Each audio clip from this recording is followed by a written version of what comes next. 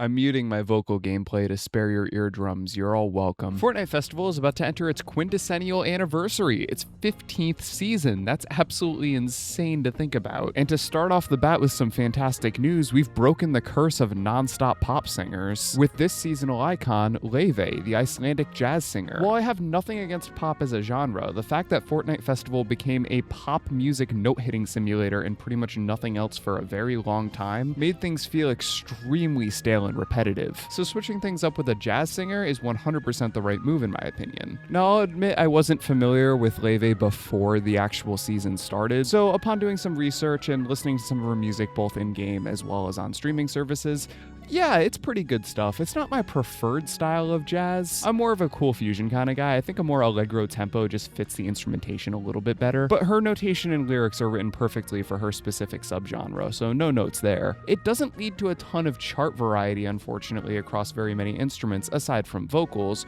which makes perfect sense. This is the season that Pro Vocals was introduced, or Karaoke Mode as the game calls it now. As predicted, it plays pretty much identically to the Rock Band / Guitar Hero / Karaoke Revolution style, which makes total sense. All three of those were developed by Harmonix, who are developing Fortnite Festival, so yeah, it makes sense they're going to use their tried and tested award-winning format. Now, unlike the Rock Band engine for vocals, I will say the Fortnite Festival one does feel a bit loose in my opinion. That may not necessarily be a bad thing if they're intentionally trying to lower the skill ceiling so more vocalists have a chance, especially considering the fact that they're naming it karaoke mode after all. They're being very open with the fact that this is a mode that pretty much anyone can play, regardless if they have experience with past highway rhythm games. For me personally though, despite the fact that I know how to play several real instruments, I've always struggled with singing. And that obviously translates to Guitar Hero and Rock Band as well, because singing in those games is basically the exact same as just performing a cover in real life. I personally find vocals to be the most difficult instrument to play out of the main four for that specific reason. Now, why the hell am I bringing this up? Because Fortnite Festival awarded me FC after FC on Pro Vocals, both songs in my register and outside of my register.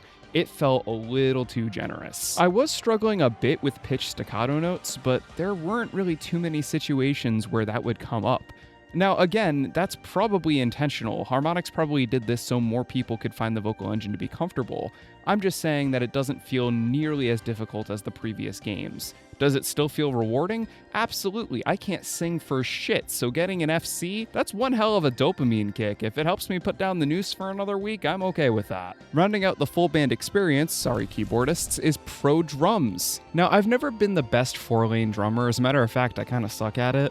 Nevertheless, I did try to get my drum set working on Fortnite Festival, but sadly, neither the PC version nor the PlayStation 5 version of Fortnite Festival were able to detect my PlayStation drum set. I find this to be especially odd considering the fact that this is the exact same drum set that I used for Rock Band 4, so clearly the PS5 can detect the peripheral. I know this technically isn't a MIDI instrument, but I've tried every menu and nothing. Perhaps I'm screwing something up, but judging by Festival's track record, it wouldn't surprise me if Epic and Harmonix were intentionally limiting the amount of compatible instruments. I mean, they've done it before. Remember the limited guitar support in Season 3 when you either had to use a Riffmaster or a Rock Band 4 guitar? Just food for thought, although again, it could very well just be me fucking something up on my end. Overall, I do love seeing the fact that Pro Drums exists in Fortnite Festival at all. It shows that they're actually listening to us regarding features that we wanted in the game. Select songs also have their applicable double bass charting as well for if you want to play on 2x kick drum. This inclusion is truly making Fortnite Festival finally, after nearly 3 years, start to resemble Rock Band 5. The only major thing we're missing right now, and it's something I've asked for since day one,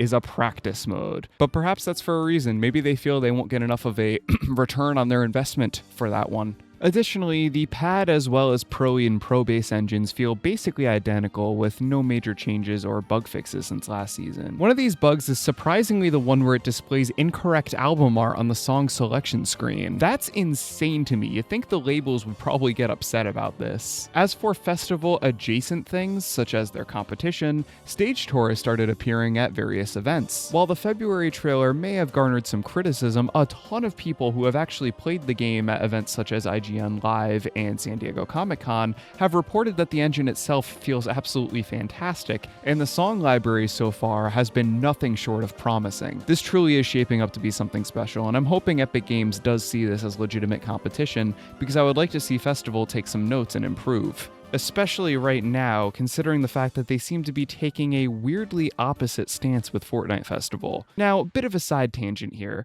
Video game leakers have existed since the dawn of time, but Fortnite leakers in particular are a league of their own.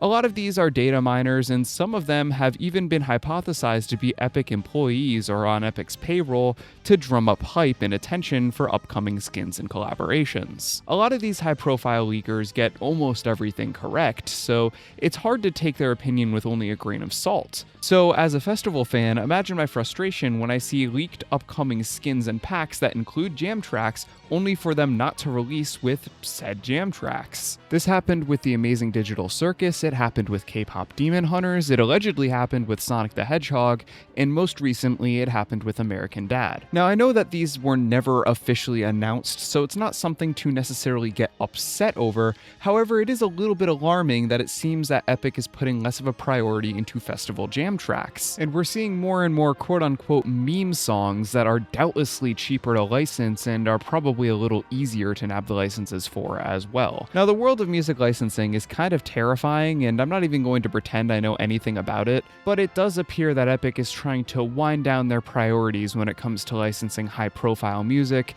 in exchange for licensing lower-profile meme songs and TikTok trends, which is a bit sad to see.